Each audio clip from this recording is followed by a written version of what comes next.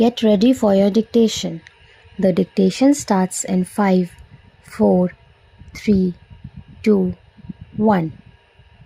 Coming to the internal affairs of the country, Madam Deputy Chairman, the policies of the Government of India for the last 15 years have been so manipulated that the rich people are becoming richer and the poorer sections of the people are becoming still poorer. The committee that has been appointed to investigate into the question of the distribution of income has not yet given its verdict, but it is common knowledge that the people who are in the higher ups have become more rich and the people in the lower rung have become poorer. The prices of essential commodities that the peasants and the workers use have gone up so high that they are not within the reach of the mass of the people of the country. Government have not taken adequate steps to bring down the prices and to stabilize the prices as was recommended by the Food Grains Committee.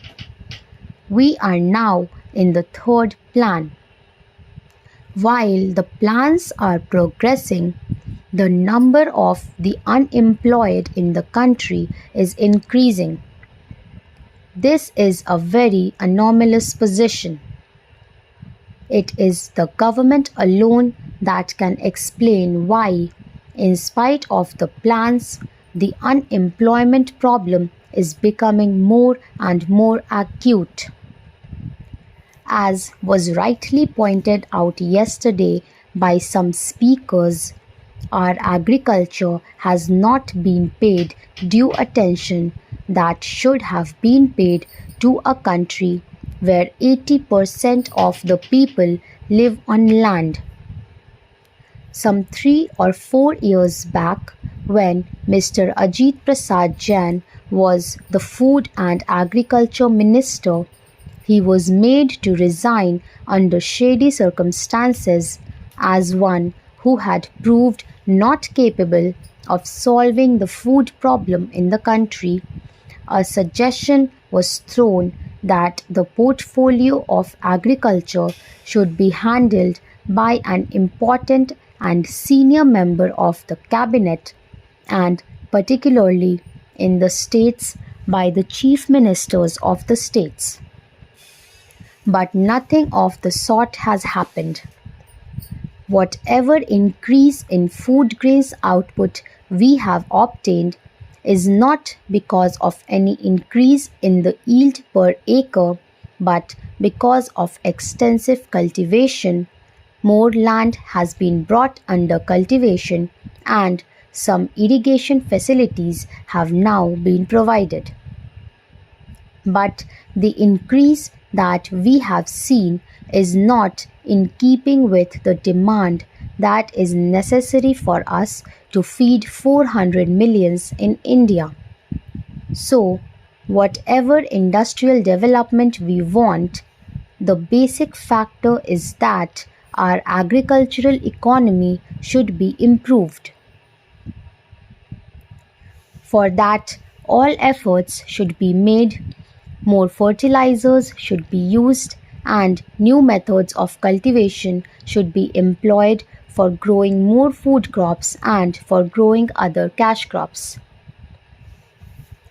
In a review that was published by the Planning Commission itself, they have pointed out that there is acute shortage of power in more than 50% of the states in India. We have accepted a planned economy. We have completed 2 plans and we are now in the 3rd plan.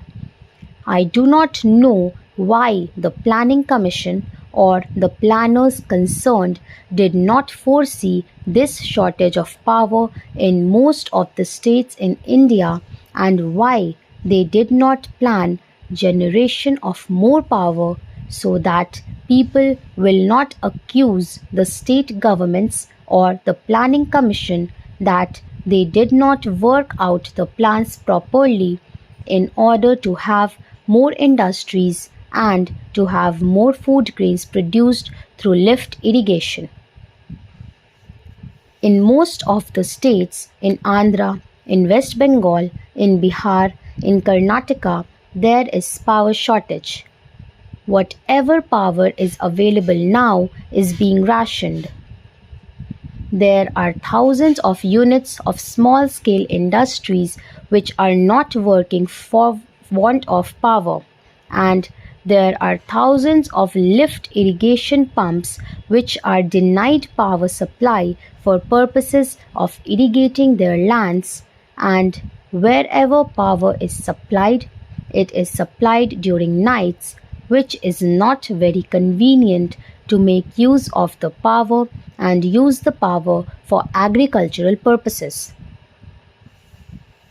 The finance minister, in the statement that he made in the Lok Sabha and which was placed before us, has stated that it was assessed that for the successful implementation of the plan, even after taking every possible measure for the development of our exports, which clearly must be given the highest priority, we would need external assistance of the order of rupees 2,600 crores, and we have, however, been less successful in obtaining and utilizing the external assistance required for financing the imports necessary for our developing economy. To industrialize our country and to bring it on par with other well developed countries, we do not need assistance, financial, technical, and other assistance. The finance minister was so hopeful that he was getting rupees 2,600 crores of foreign aid from Aid India Club and other countries. But now he is not hopeful of getting that amount which is necessary to fulfill the targets in the third 5-year plan. That's all friends. Thank you so much for watching the video. Please like and subscribe and don't forget to share the video with your friends.